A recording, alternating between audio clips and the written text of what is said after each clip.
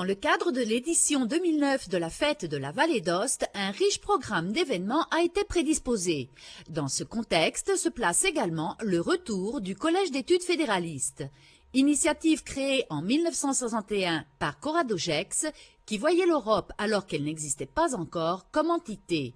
Aujourd'hui, l'Europe s'est constituée, mais pas l'Europe des peuples, mais malheureusement l'Europe des pouvoirs économiques, des banques, des lobbies.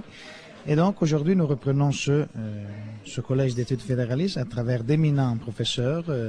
En particulier, nous avons une convention avec l'Université de Fribourg et le canton de Fribourg. Donc, nous essayons d'apprendre, du point de vue aussi de nos cousins et amis suisses, quelle est leur expérience de fédéralisme. Et surtout, nous voulons parler de construction aujourd'hui, d'une Europe qui respecte les différences, qui respecte les minorités linguistiques, qui respecte les possibilités et les atouts des réalités comme la Vallée d'Aoste l'est, d'un autogouvernement inséré dans un cadre de cette Europe dont je vous parlais, qui malheureusement n'est pas celle, et on le voit aussi des taux d'abstentionnisme quand il y a les élections, que probablement les gens souhaitaient.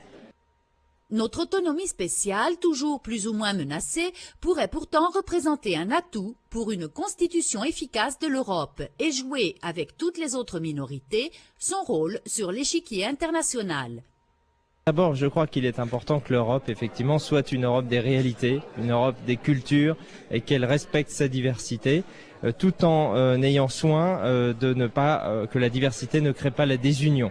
Car nous sommes dans un environnement international très compétitif, avec la montée de nouvelles civilisations asiatiques notamment, et l'Europe doit rester unie, les Européens doivent rester unis. Donc tout le défi qui est devant eux, c'est d'être à la fois capable de respecter leur passé, d'où ils viennent, leur identité, et en même temps de s'unir dans la globalisation.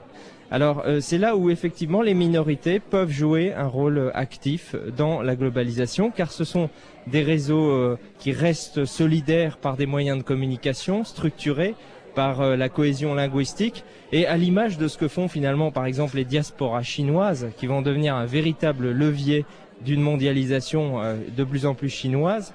Eh bien, les minorités linguistiques peuvent jouer un rôle international.